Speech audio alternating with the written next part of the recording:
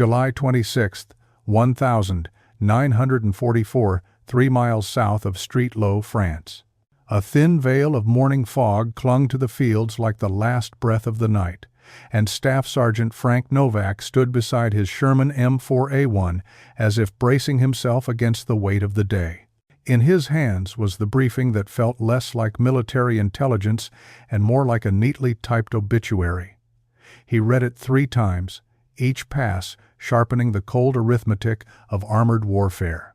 A Tiger I could kill his Sherman from farther than most men could see. His own 75mm gun had to get within 300 yards, a suicidal handshake distance, just to hope for a penetration on the frontal armor. It wasn't theory anymore. 2 days earlier, a single Tiger had turned 11 Allied vehicles into smoldering iron coffins. 55 crewmen who had eaten breakfast thinking they'd see sunset. American doctrine preached, advance in line, suppress with smoke, overwhelm with numbers. But numbers meant bodies, and Frank was tired of equations that solved themselves with dead men. He'd once helped build Shermans back in Detroit. He knew every bolt and weld line, every compromise hidden beneath their olive-drab skin. To the manual writers, the Sherman was adequate. To Frank, it was a miracle of mass production, agile, stubborn, sometimes shockingly brave for a machine. But today, it felt like a paper shield. Last night, by lantern light, he'd scribbled angles in his notebook, lines and arcs crossing like a map of desperation. The Germans had built monsters. Fine. Americans would beat them with math. Somewhere in that scratched paper geometry, he'd found something strange, not an advantage, but a loophole in the Tiger's design. A flaw born not of weakness, but of size. A strength so dominant it blinded its own doctrine. But that would come later. For now, Frank folded the briefing back into his pocket as the dawn thickened with the scent of diesel and wet Normandy soil. The war was waking up. July 24th, 0600 hours. The assembly area hummed like a restless hive. Tanks idled, men murmured. Damp earth clung to boots. Frank leaned against the hull of his Sherman, Lucky Strike, the name painted in a curl of white across the barrel. His loader had suggested it as a joke. Today, the humor felt brittle. He worked on a letter to Rose, his wife, trying to capture something honest but gentle, a way to tell her he might not make it through July without actually writing the words. After 3 weeks in Normandy, he'd learned the truth. The terror wasn't in the battle. It was in the waiting. Behind him, his crew moved like the familiar ticking of a clock.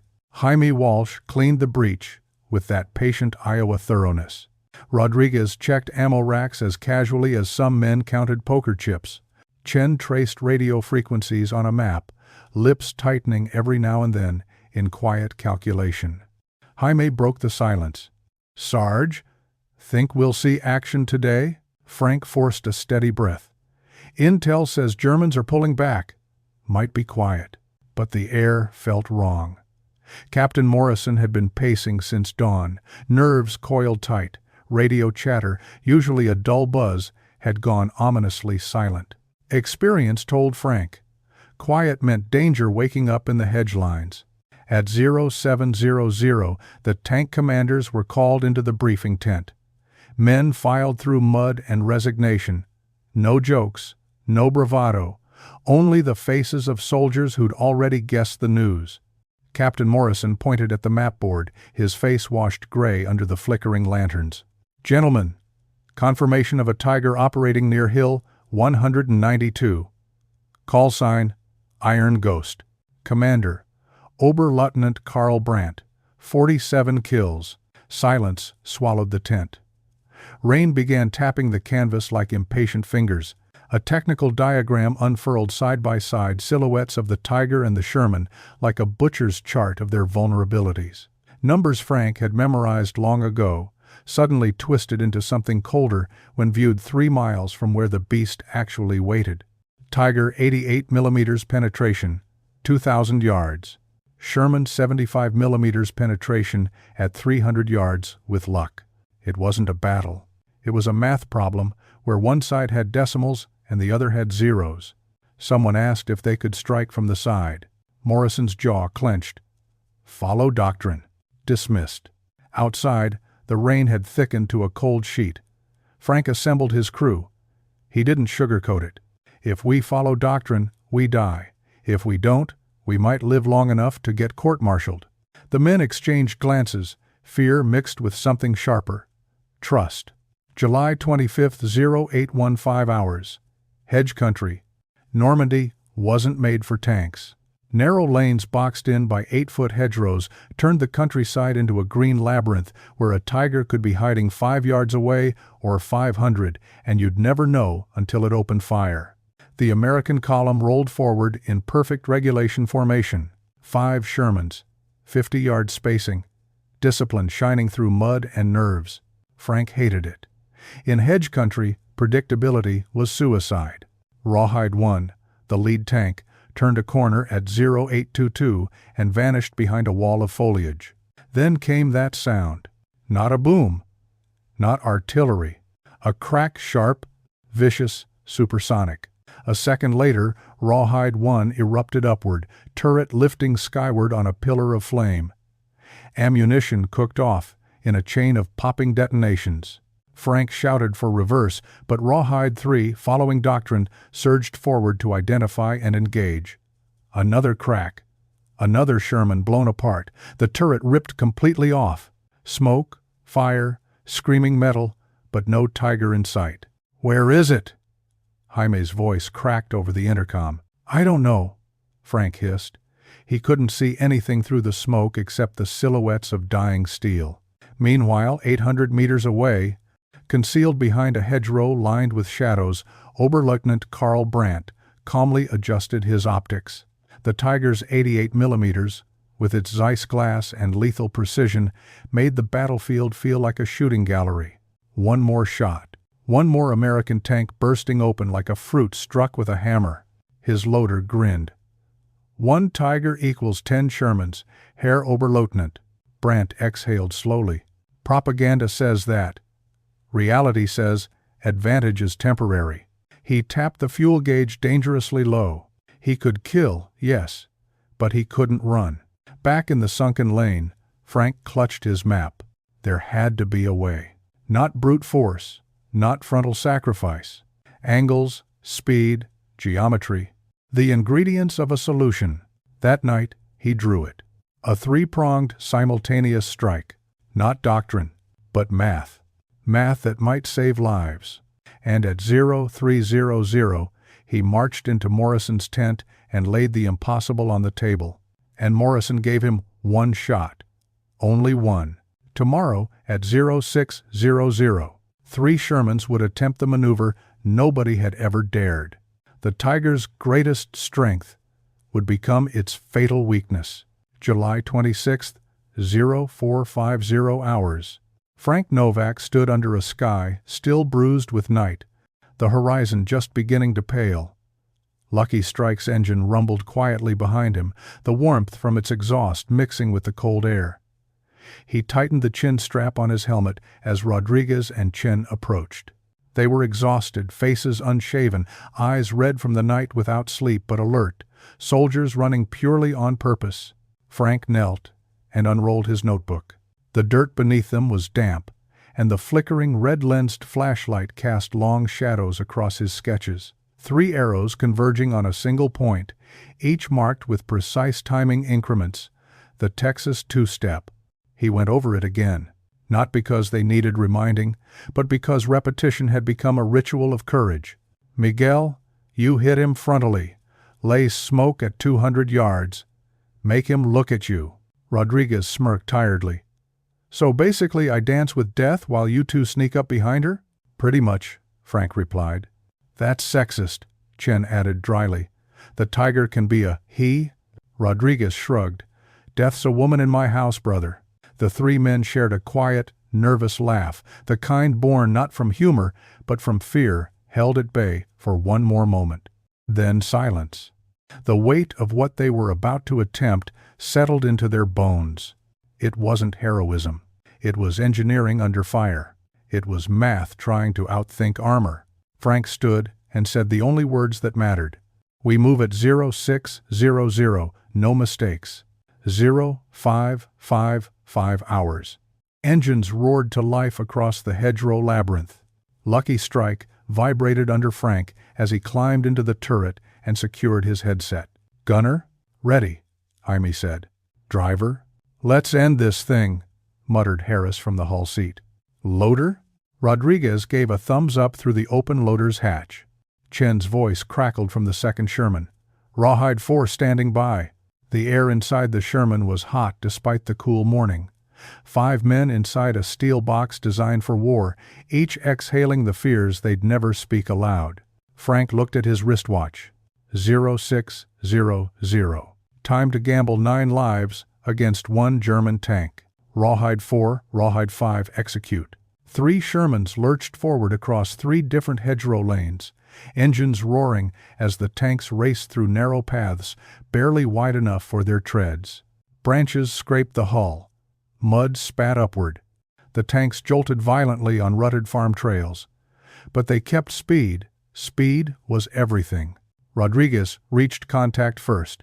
"Rawhide 5 to all units, laying smoke." White phosphorus rounds burst ahead of him, blooming into thick curtains of smoke. The Tiger's perfect optics, its greatest edge, vanished behind a wall of swirling white. Inside the fog, Carl Brandt heard the first smoke round hit and instantly recognized the maneuver. "They're blinding us. Prepare for flanking." But even knowing what was coming didn't change physics. A Tiger weighed 56 tons. It was a fortress with treads. Powerful, immense, but slow to turn. Slow to adapt. The Tiger's turret began rotating, its electric motors whining under strain. 0602. The Tiger fired. A blind shot into white fog. The 88mm shell roared past Rodriguez's Sherman, missing by only yards. Dirt exploded into the air where the round struck the ground. Rodriguez didn't flinch. Rawhide 5 continuing frontal pressure. The Tiger fired again, adjusting by instinct. Another miss, Carl cursed under his breath. Visibility 0. Damn it. 0603. Lucky Strike tore through a side lane. Treads grinding over roots. Branches snapped against the turret. Frank checked his watch. 40 seconds until flank position. "Driver, hold 30. "Trying!" Harris yelled as the Sherman bounced dangerously. Jaime steadied the gun controls. His breathing synced with the rise and fall of the tank. He had stopped humming hymns. Now he was silent, the silence of a man ready to do something impossible. 0604. Frank's Sherman burst through a hedgerow gap and slammed into full view of the Tiger's exposed left side 600 yards, the perfect angle he had drawn last night. "There he is," Jaime breathed. The Tiger's turret was halfway through a rotation toward Rodriguez, too slow to redirect toward Frank. "Target, side hull 600, Frank barked. "Identified. Fire." The 75mm gun kicked. The round streaked across the open field and smacked into the Tiger's flank, sparks exploding off the armor. The Tiger shuddered, but didn't die. The armor held. "Reload," Frank ordered. Rodriguez over the radio. Rawhide 5 taking fire, still advancing. Then, crack. But not from the Tiger, from behind it. Chen's Sherman blasted from the opposite lane at 500 yards. His first shot hit the Tiger right at the turret ring, the Achilles heel. Frank had prayed they'd reach in time. A deafening clang sounded as shrapnel burst inside the Tiger's turret. The gun froze mid-turn. Smoke leaked from the rear ventilation system. Brandt grabbed his intercom. "Main gun jammed. Driver, reverse, reverse." But the Tiger was too slow, too heavy, and Frank's geometry had finally overtaken German engineering. Lucky Strike and Rawhide 4 poured fire into the Tiger's rear armor, its thinnest plate round after round, hammering into the engine deck. The Tiger staggered backward. Flames erupted from its rear grates. Oil caught fire. A plume of black smoke billowed skyward. The crew inside scrambled for the hatches. Brandt was the last one out. He stood beside his dying machine, smoke swirling around him, watching 3 Shermans close in. His hands lifted in surrender. His eyes, steady, analytical. A man seeing the logic of defeat, not the humiliation of it. Jaime whispered, "Sarge, we actually did it." Frank didn't respond. Not yet, because the radio crackled with a new message, frantic, urgent. "All Rawhide units, Tiger contact at Grid Quebec 74. 2 Shermans lost. Request immediate assistance." Frank stared at the smoking Tiger before him, and then at the horizon where another was waiting. Rodriguez spoke softly. "Frank, we can't fight another one."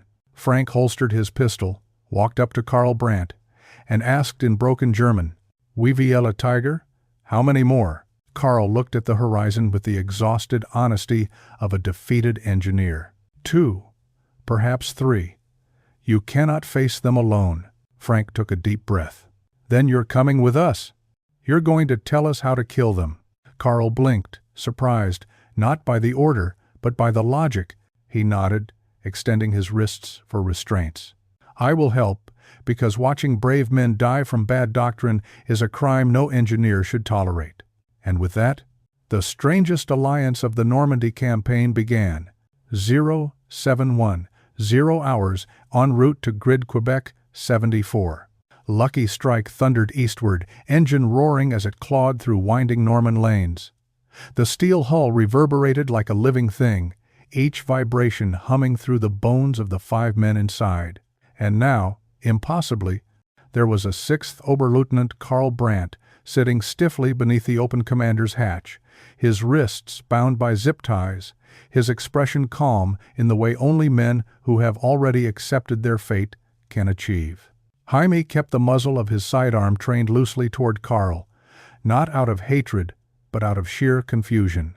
They'd never imagined a German officer riding into battle inside their tank, let alone helping them survive it.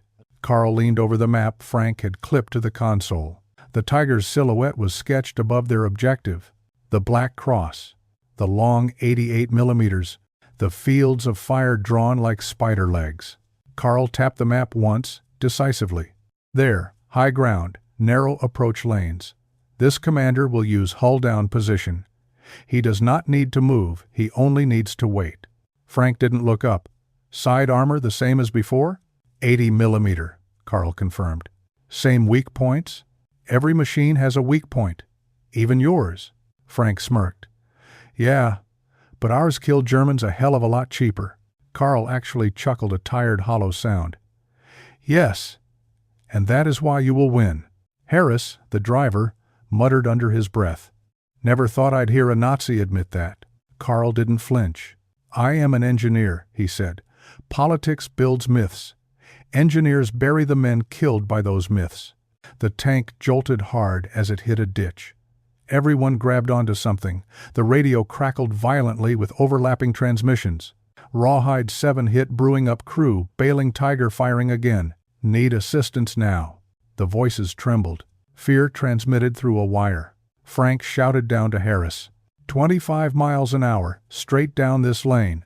Don't brake unless I say." Harris slammed the acceleration. Dirt sprayed behind them. Karl steadied himself against the hatch rim. "Sergeant Novak," he said quietly, "your men will die unless you disrupt his rhythm." Frank glanced at him. "You sound like you're coaching us." Karl's eyes drifted toward distant smoke, rising over the hedgerows. "I trained men to fight. I watched them die for tactics I did not choose. Today, I choose." 0715 Battle Zone. They burst from a hedgerow cut and into a clearing filled with wreckage. Rawhide 6 was nothing but a burned-out metal skeleton, turret completely blown off. Rawhide 7 limped backward, smoke pouring from its engine bay, its crew desperately trying to reverse fast enough to escape another 88 millimeter shot. A second Tiger waited on a rise gun elevated slightly, scanning for its next victim. The machine looked almost serene in its lethality, framed in sunlight like a cathedral gargoyle of steel.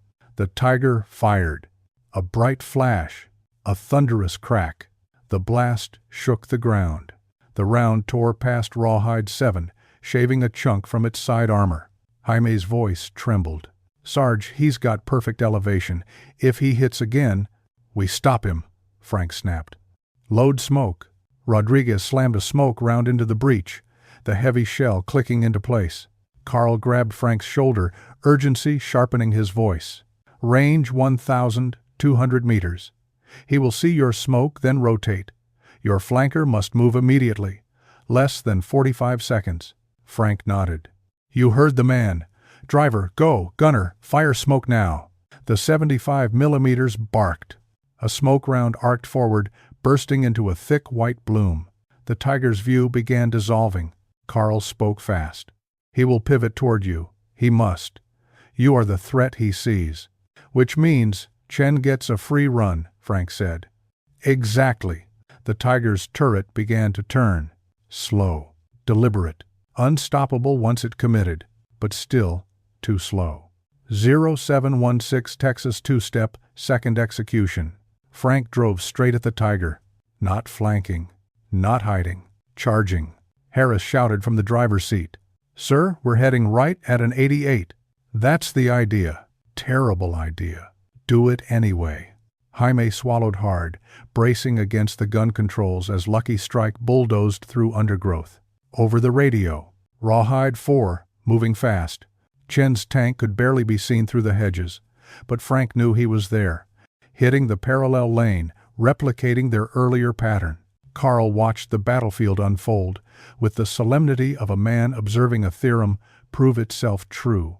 This commander, he will hold his shot until your smoke clears. He is disciplined. They saw it happen. The smoke thinned. The tiger's turret paused, and then zeroed on Lucky Strike. Brace! Jaime shouted. The tiger fired. The 88 millimeter shell screamed toward them, but hit the base of an oak tree to their right as Harris jerked the Sherman slightly left at the last second. Shrapnel clanged across their hull. Metal screeched. Jaime ducked instinctively. Frank yelled, Keep going! They closed to 800 meters, then 700, then 650. Carl shouted, Now! Your flanker must fire now. And then it came. Crack, crack, crack. Chen's Sherman opened fire. 3 shots in rapid succession. The third hit the tiger square in the rear plate. Flames erupted from the exhaust shrouds. The tiger lurched forward as if punched by a giant. Carl exhaled. He is finished. But Frank wasn't taking chances. Driver swing right. Gunner hit his engine deck. Lucky Strike pivoted. Jaime lined up the shot, nerves steady. Target. Firing. Boom.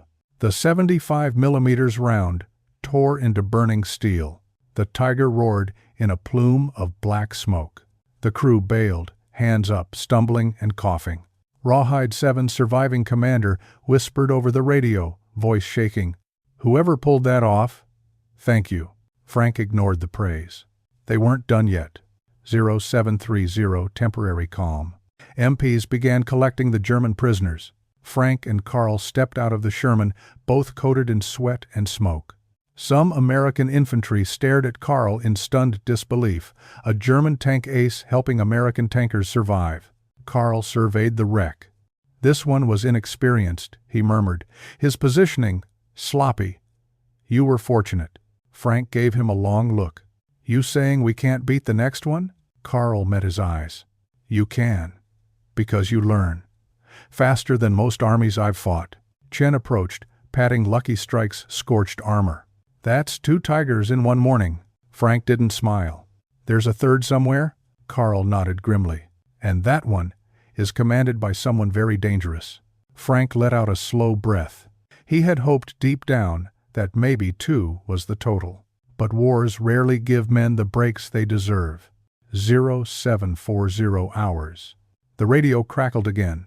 Command to all units. Enemy armor regrouping near the Trochens crossroad.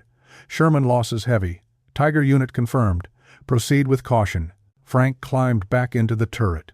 Carl followed without being asked. Jaime didn't even raise his pistol this time. They all knew Carl was staying by choice. Frank grabbed the radio. Rawhide 2 moving. Chen, you with us? Always, Chen replied. Let's finish the set. Carl leaned forward, eyes sharp. This third commander, he will not be fooled by the same tactic. He has experience. He will anticipate flanking. Frank wiped sweat from his forehead. So what do we do? Carl answered without hesitation. You innovate. Frank nodded slowly. Then we build a new trick. He turned to his crew. We just wrote one page of doctrine. Now let's write another. Lucky Strike growled forward, its shadow stretching across the road. The rising sun caught the edge of its turret. Ahead of them, the horizon churned with smoke and doom. The final tiger was waiting, and this time it knew they were coming. 0755 hours approaching Trois Chênes crossroads. Lucky Strike crawled forward through a narrowing corridor of hedgerows, the late morning light broken into shifting patterns across its olive-drab hull. Every man inside felt the tension like a wire pulled tight across the soul. They had beaten 2 tigers' impossibilities, made real, but the crew knew the third wouldn't fall for geometric tricks or blind charges. Carl Brandt stood half upright beneath the open hatch, zip-tied wrists resting on the rim, the wind pushing smoke-stained hair across his forehead.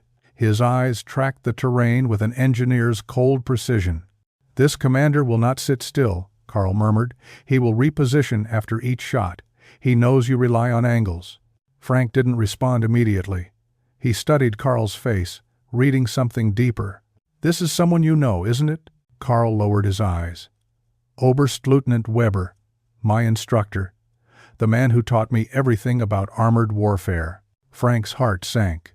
"So we're fighting the guy who trained you?" Carl nodded once. "And he is not like me. Weber believes the tiger is invincible because he makes it so." Rodriguez swore under his breath. Jaime crossed himself. Carl tapped the map with the edge of his wrist.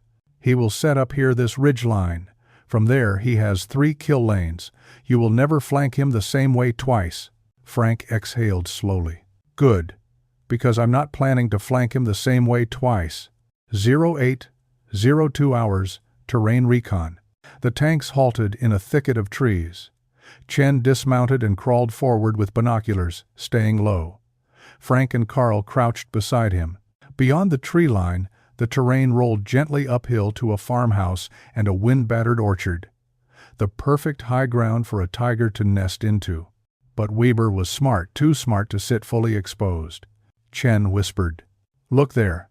That mound tractor storage berm, cratered on the right side." Frank narrowed his eyes. He dug himself into it. "Hull down," Carl confirmed. "Only turret showing. Lower profile. Difficult target." Frank looked over the landscape. Hedgerows, ditches, a stone wall in the orchard. He shook his head. "There's no clean approach." Carl turned to him.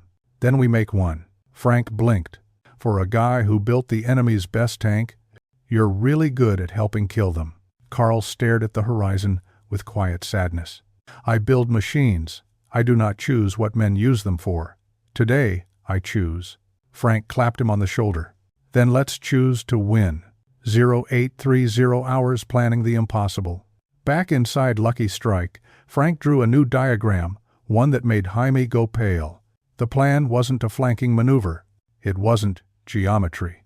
It was sacrifice of expectation. "We make him think he trapped us," Frank explained.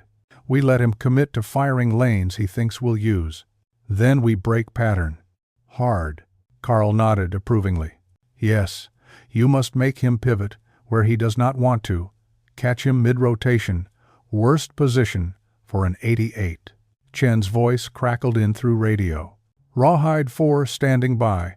Whatever insanity you're drawing, I'll match it." Rodriguez cleaned sweat off his palms. "Frank, this plan has maybe a 30% chance." Frank locked eyes with him. "That's 30% more than Doctrine ever gave us." 0840 hours, the final approach. The 2 Shermans roared forward. Lucky Strike on the left lane. Rawhide 4 on the right. The tiger spotted them almost instantly. A muzzle flash bloomed on the ridge. Crack! Rawhide 4 jerked violently as the round sheared off its right track. Chen's voice gasped through static. "Track blown but still firing." Frank shouted, "Smoke! Smoke now!" Jaime fired a phosphorus round. A white cloud billowed, swallowing Lucky Strike in fog. Carl leaned forward, eyes blazing. "This is good. Weber will assume You blind charge again.